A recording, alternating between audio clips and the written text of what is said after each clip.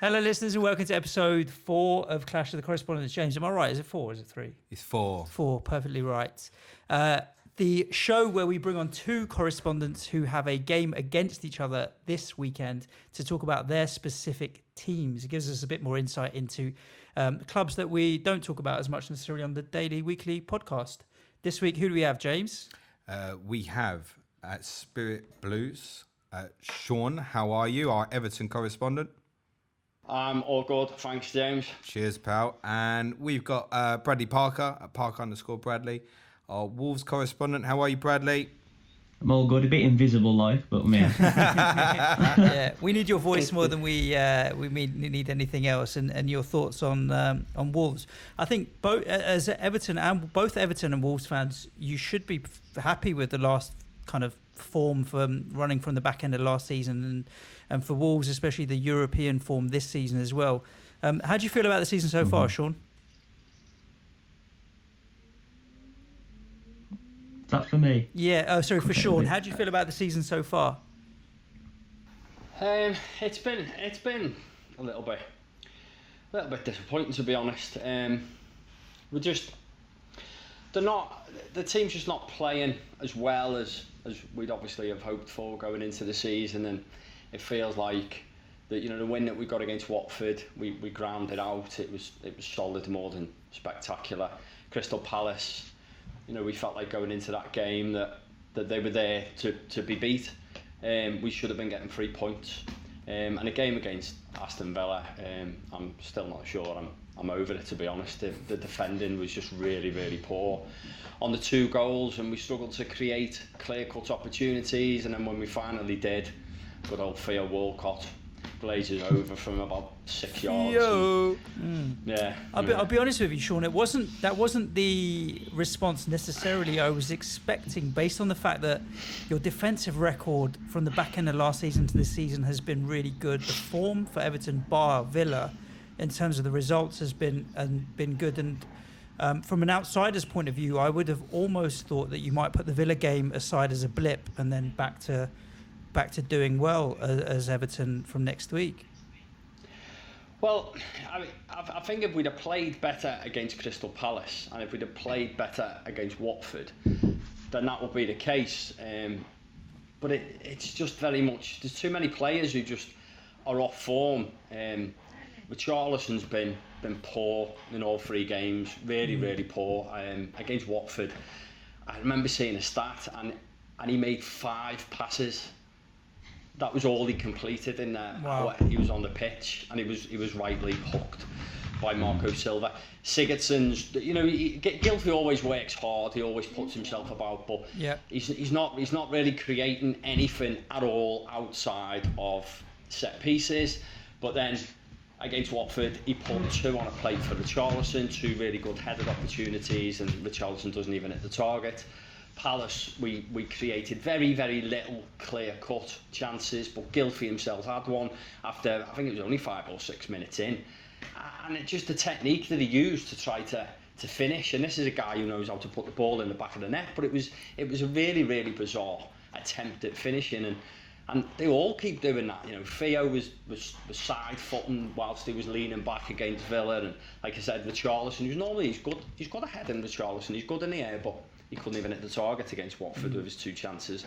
And so there's a lot of frustrations in that we were poor pre-season, but Everton are always poor pre-season. I was confident when the season started that we'd play similar to how we finished last season. But we're toiling. There's just too much. It's just sideways. We're obsessed with passing sideways. Everything goes out to the wings. That's why FPL players, they look at Luca Dean's stats in terms of how much of the ball he's getting and how many crosses he's putting in, and it looks fantastic, but they're not quality crosses. If you look at the stats of accurate crosses, I don't even think Everton are in the top 10. So the ball goes out wide loads, but it's not quality balls into the box, and it's not like we've got Big Dunk anymore, so I'm not quite sure who the target is in there. I suppose if you look at it another way though, Sean, what happens when all those players do click? If you're grinding out the results and keeping it tight at the back, I mean, Villa did score 2, but one was particularly late. Without everybody clicking, what does happen when they actually do click? There is potentially some real good assets there at Everton to consider. Yeah, definitely. I think it's just, the aspirations were that we'd get closer, at least as a minimum, closer to the top 6. And it's early days. There's a long way to go. It's just that with so many players, Gylfi, Richarlison, Dolman, Calvert-Lewin, Bernard. He had a decent game against Watford. But against Villa he was poor again. Against Palace he was poor. There's just too many of our attacking players who are off form, and that's why the real positive so far has been Moise Kean and Alex Iwobi. Because when Iwobi come on against Villa, all of a sudden we looked like we might get a goal, and he was looking to create. He was moving. He was playing central passes. And he didn't have this obsession that everyone else has got, where they just automatically knock it out wide. And he created some good opportunities. He's nearly scored. He hit the post. He was unlucky that it fell straight to the Villa defender. But I think Everton, in terms of FPL, they will pick up. I own Luca Dean. I wouldn't be parting with Luca Dean.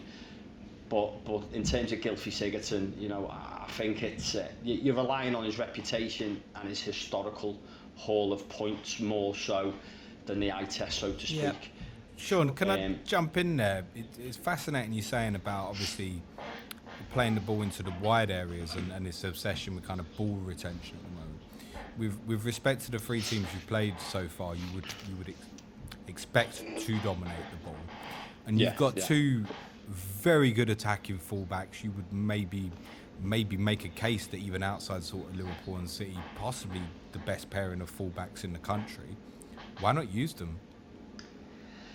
Well, I think the thing with Seamus is getting lots of opportunities to deliver the ball because of the way that we play. But he cut one back. Morgan Schneiderlin amazingly played a forward pass. He was probably got confused and thought he was clearing it. And Coleman cut in round the back and laid it back to Dominic Calvert-Lewin. But there's just been far too little of that from Seamus. And he gets the ball, he's in a good opportunity. And it's like he's just hitting zones as opposed to picking out players. I don't like talking about the other team across the park, but when you watch their fullbacks, everything they do, there's a purpose to it, that they're picking out players, or they certainly know that players are going to be in certain areas and the players end up being there, so it's a good ball in. But Seamus, it's all very huff and puff and just percentages, and his place in the team is absolutely at risk. From Sidibe. Yes, I think Sidibe will start tomorrow night, and then if Sidibe can show that he's got more quality in the opponent's half when they're defending, then Seamus is definitely, because he's not been good for the first 3 games in terms of the quality of his crossing and his passing. He cost us the goal against Villa, the second goal. Well, him and Gomez. So Gomez, he had Moise Kean inside, simple little 5-yard pass inside. He should have played, but he doesn't. He's obsessed with finding the wings, so he plays it to Seamus Coleman. Seamus couldn't control the ball. Villa broke. Andre Gomez was one of few players that bothered to track back, and he became invisible. And the Aston Villa player, I can't say his name, who scored, but there was no resistance there. No. And it's poor. And these are the sort of things that we were doing last season in the games that you'd expect Everton to be able to win away from home, and that's why I'm frustrated, because it doesn't seem to be any better. Get away. Just want to clarify one thing that Sean said there, because obviously we're recording this Tuesday, it's going out Thursday. Just to pick up that Sean said there, you think Sidibe will start tomorrow. He means the Lincoln game in the League Cup, not necessarily the league game. Bradley, are you bothered about the league this year? Because your little European holiday seems to be going so well for you guys at the moment. Yeah, got to be bothered, because you've got to try and at least, I think, equal last season. At least, I think, if we can. It is going to be difficult, though. We talked about it. I stayed off Wolves' assets in FPL, apart from Dendoncker, because of the Thursday-Sunday kind of issue that so many teams we've seen in the past have struggled with in the league. And your league, everybody keeps asking the same questions. When are we going to see this Europa League form in the league? Do you see a real difference in the performances, or is it just the case of things haven't quite clicked in the league yet? This Sunday, there seemed a bit... Well, they was just all shit, but probably the worst players of the lot was, funnily enough, the ones who didn't play in Torino. Like Bennett was awful. Neves couldn't find a pass. He didn't play Thursday. So Johnny, the fatigue Johnny isn't was a bit necessarily an suspect. excuse for them. No, they're just... I think the lack of preparation is probably affecting Wolves. Because last season, just had a straight running training with just playing that one team, whereas now it's disturbed with travel as well. Because they don't get back to Wolverhampton until like 3:30 in the morning, Friday, after Torino, and then you've got to prepare for Burnley and going to like shithouse you. It's quite difficult. But I'm surprised that Moutinho keeps playing at the minute. He started all the matches this season, and at his age, I'm thinking it's time you sat out one match. Because I'm scared of him just pulling up and going, oh shit. If he's out, we're in trouble. One of the massive problems that Wolves are going to find this year, Bradley kind of summed it up there. It's Burnley. So you look at the fixtures, it's like, right, you've got to get into the Europa League group stage. You play Leicester away, you're motivated. Play Man United at home, you're motivated. Then you have the great win in Turin against Torino. And then, it's Burnley at home. That's the biggest mistake you'll make in this league at any time, is start having the attitude of, it's only Burnley at home. I don't know if there was a bit of that from Wolves at the weekend, Bradley, but certainly standards weren't at their highest, I don't think. I don't think so. I just thought they just looked half asleep. Like every second ball was won by them. I think Burnley can do that. He's still playing Jota and Raul. Because I think if he took them less seriously, he might have played Neto and Cutrone. But I thought Cutrone might have come in for that one because he's a very physical striker and he would have probably done a lot better against C.O.T.C and me. Burnley have been playing well this season. Even the defeat against Arsenal, they did give Arsenal a good game for large parts of it. So it's no surprise. Ashley Barnes looks very good. Oh, I've got to say, for what I saw, he looks sharp. Bradley, you kind of touched on a couple of them now. One of the things I'm really keen to ask you about is about the new signings like Neto and Crotone, and the other fellow you got at the back whose name will escape me, but you'll tell me. Because one of the big topics around sort of Jota and Jimenez is it's not being spoken about it. These guys are on the background now, right? Talk to me a little bit about their abilities, if you can, from what you've seen, Bradley.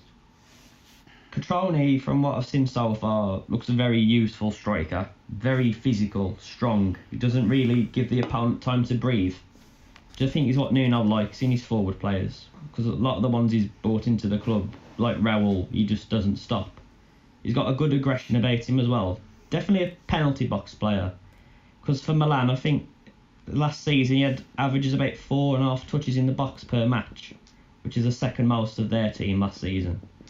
So if we can get the ball into the box a bit more consistently than we do, if Cutrone's on the pitch, you'd probably sniff out a few goals. Neto looks a tidy player. He's surprised a few fans.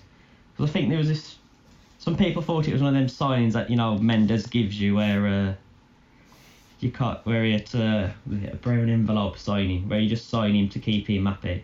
But he's looked quite tidy, nifty player, sort of like a Jota. So if we are playing Raul and Jota, just be Cutrone, Neto, and they both have they're like mini versions of the pair. Are owners right to be worried a bit about the minutes of the front two? The minutes, yeah. I wouldn't say the start's probably in the Premier League at the minute. I think there still is going to be his go-to people. Because I think this is the hardest part of the season for Wolves at the minute. Because if you're in the group stage, you get like gaps in the matches where you'll recover. Whereas at this part of the season, we're just playing Thursday, Sunday, non-stop sort of thing. Until you start winning in the League Cup as well, mate, when you enter round 3 and you soon find... forget that. But if you win, you stay in, right? Yeah, that's the thing. What you want with that, mate, is you want like Man City away in round 3 and just scrap it. I'd be like, just take us Guardiola, slap us out of it. Sean, what's your hope for this weekend? You're hoping for a win, no doubt. Yeah. What do you think the score is going to be? It'll be a tough game. I remember last season's game. against Wolves, they were one of the best teams that we played at Goodison Park. I'm expecting a tough game. Hopefully, we manage to snap out of this sort of slump that we seem to be in terms of creating opportunities, and I hope that we start taking some chances. But I think it'll be a tough game. I know, obviously the Europa League sort of issues that the Wolves are facing won't sort of help them. But they'll still be a very, very tough team to beat. Brad, are you hoping for a win as well? Hope for one, but I'd take a draw. As long as we get to the group stage Thursday, take a draw, take stock in the international break, just declare everybody injured, then I'll be happy. Bradley thinks they're going to stay up. Can't be bothered for Raul going to Mexico and back again. True. I tell you what, I'm predicting a draw for this weekend, and I'll tell you why. For no reason other than the two of you are 1 point apart so far in your FPL scores. I think one of who's on which, but one's on 177 and one's on 178. So you're literally going neck and neck in the Correspondents League as well. Bradley, you've got 1 point on Sean at the moment. But the fact that it's so tight there, I'm just going to predict a draw in the actual football as well. Well, without meaning to piss Sean off a bit more, we've done 3 of these so far, and the away team's won all of them. Oh, really? Yeah. We're starting to... This show is actually becoming a bit of a bogey for the home team. Well, we have to get that changed. I think, Sean, in seriousness, I think you might be being a bit harsh on Everton. I also agree with James, just to put it out there. But like I said, I thought you'd be a little bit more optimistic, because I think it's disappointing a little bit, because I think Everton's opening run of fixtures looks so positive. You really hope they're going to hit the ground running. Sean will be sitting there thinking, I wanted at least 7 from this, if not 9, and then put yourself in a position to have taken advantage of Spurs and United slip ups and that, and be a position where you're ahead. Because for an Everton, a Wolves, or a Leicester to try and get in the top 4 this year, you've got to get in front. If you don't get in front, it's not going to happen. Basically. Yeah. So I can understand the disappointment there, but it's still an integration in terms of the new players. I noticed today, Sean, Gabamin's out for 6 weeks. Yeah, at least. That's an issue, isn't it, in that area of the pitch? Yeah, absolutely. It pretty much just means that we've only got Schneiderlin, who can effectively play defensive midfield, and the last thing you want is Schneiderlin to know he's guaranteed to play. I noticed Idrissa Gueye missed this fixture last year when Wolves won 3-1. Yeah. Interesting. How's your FPL season so far, Bradley? Are you happy with your score? Are you kind of you're just a couple of pips ahead of me and James, so we're inside the top million just. Well, happy with Harry Kane Sunday. Fuck off. Who was? I don't think anyone was, other than he's Steve gone Bruce. now because of that. Have you subbed Harry Kane out? Have you? Yeah, I wild carded. Okay. You regret it. Too much value. Yeah. Players like Sigurdsson as well let me down so far. I've got a feeling, Bradley, when you come out of that wild card, tell me if I'm wrong, I got a feeling you won't have any Wolves players. Correct at the minute. Wow, that's interesting, isn't it? Talk to me, Bradley, about you sent a very interesting tweet out on Monday about Traore. Oh, yes, he's got to be our starting right back at the moment. He's from the improvement he's shown from last season to this one is quite astounding. The way he's, how to explain it, he's still playing with the same direct approach. Crapid. If you know what I mean. But you can tell he's thinking about when's the right time to burst and when's the right time to lay it off, when's the right time to run in behind. And he'll get his head up just before he crosses the ball. Because I think it was up to Joe put out a stat saying only Kevin De Bruyne had more accurate crosses than Traore over the courses of last season as well. Really? That can't be real. Was that out of a 5 minute? Is that out of a 5 minute sample? He's picking players out now. I think he's got 3 assists now this season in European football. He got one against Torino. He absolutely murdered their left back. Actually set up a great goal for Jota there. I hope he's playing Sunday just to push Digny all the way back. Because if Digny is not getting forward, then they'll create even less, I think. Because against Villa, they just seemed to say to Digne, here, have the ball, swing it in. That was their only creative sort of thing. That's an interesting tactical idea, that. Yeah. So, more the point I wanted to make of it, Bradley, is you're saying kind of everybody's superstar last year was the Doc. You're saying at the moment, leave him out. Yeah, he fit. On Sunday, I was shocked he started, and he couldn't run past the halfway line. He had an injury in pre-season, and he's come back. But yeah, he come back how we expected him to, because he usually keeps himself very fit. But he just looks off. He doesn't look like he can run. Against Man United, he was plodding. Nuno said it was illness, but it looks a bit more than illness. He just off the boil completely. Okay. Sean, where do you see... I know you were quite impressed with Iwobi's cameo the other day. Do you see that sort of like forcing Bernard out of the team? Was it put Richarlison under risk? Where do you see him fitting in? Well, I think he could potentially play in any one of the three positions behind the striker, because with the amount of central midfield injuries that we're sort of picking up, I don't think we're going to change the shape drastically and say try 4-3-3, which a lot of fans are sort of crying out for. So I think it'll just be a case of if Richarlison, if Gylfi, if Bernard are off form, then Iwobi will be in. You say fans crying out for the 4-3-3. I'd just be interested to know, how does that look to you if you were to go that way? And I know you don't want to mention a lot down the road, but that's obviously how they play. Yeah. Well, so we've got Fabian Delph's fit now, by all accounts, and we've got Tom Davis, there's Andre Gomez, and then there's Morgan Schneiderlin.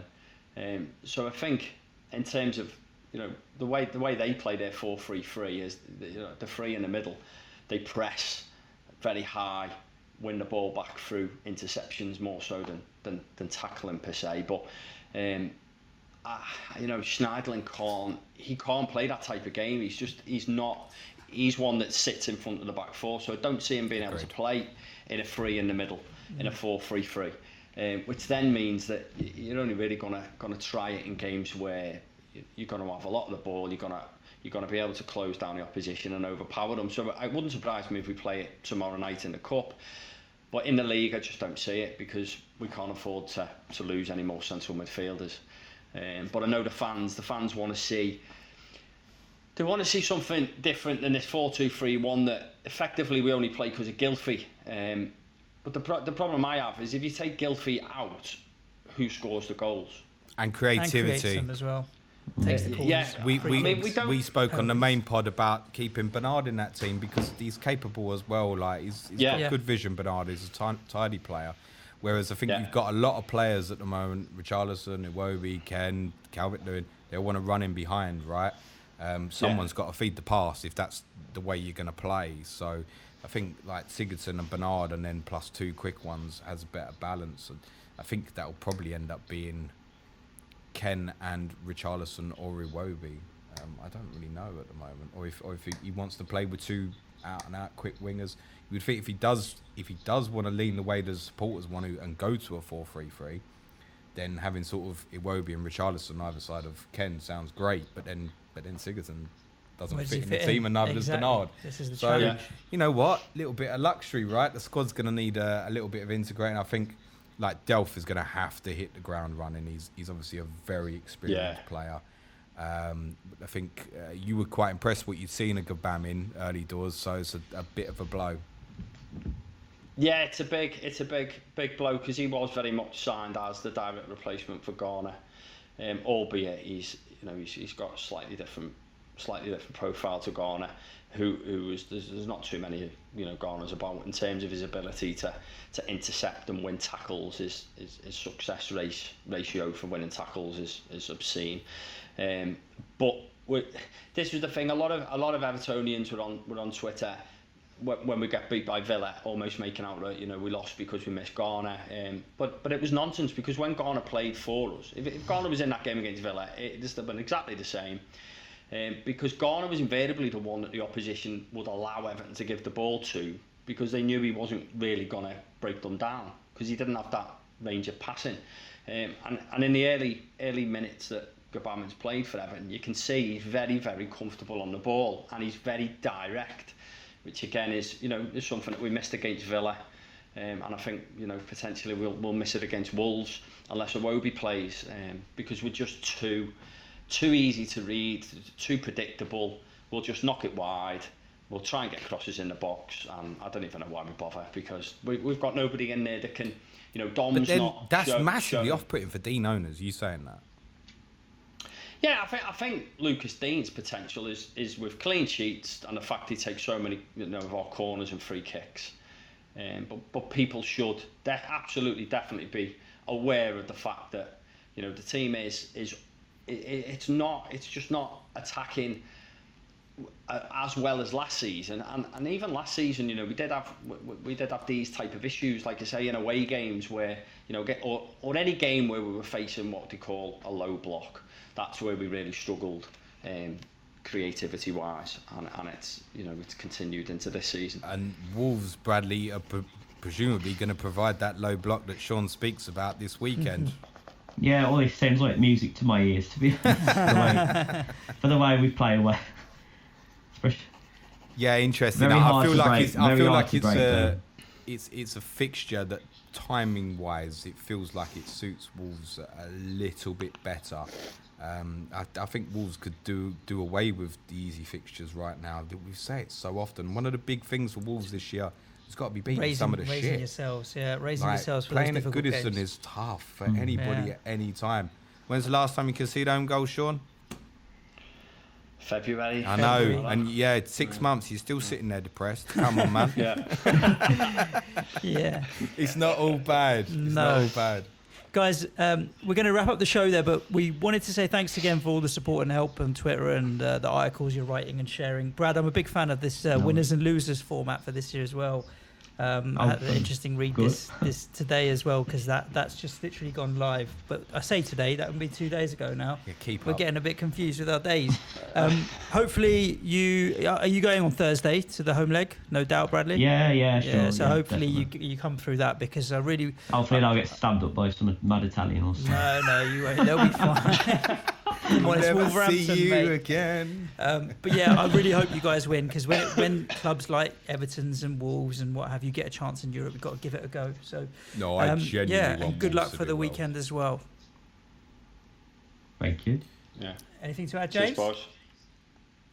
I think Everton will win Sunday. I do as well. I'll put my neck out there. I think it'd be very tight. Sorry, Bradley. I think it'd be very tight, and I think Everton might nick it. Only because if Wolves do come through Torino, then I feel there's going to be a little bit of a hangover there onto the weekend game. So I'm afraid I'm probably going to pip Everton in a 2-1 as well for me.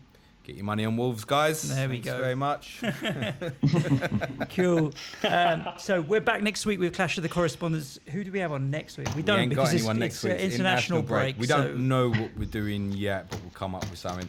But we return before game week 5 with Stephen Toomey at 6th goal and Adam at 3-5 who Watford versus Arsenal, which is incredibly dangerous for me to have scheduled Adam on after the North London derby. That is true. The only issue with that is that we've got an Arsenal-Watford game when Troy Deeney's not available.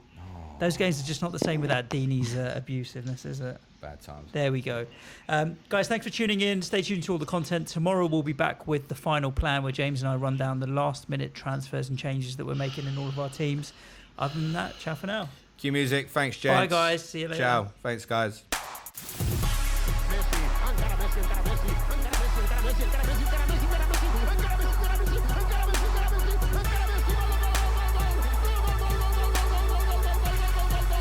The Fantasy Football Show.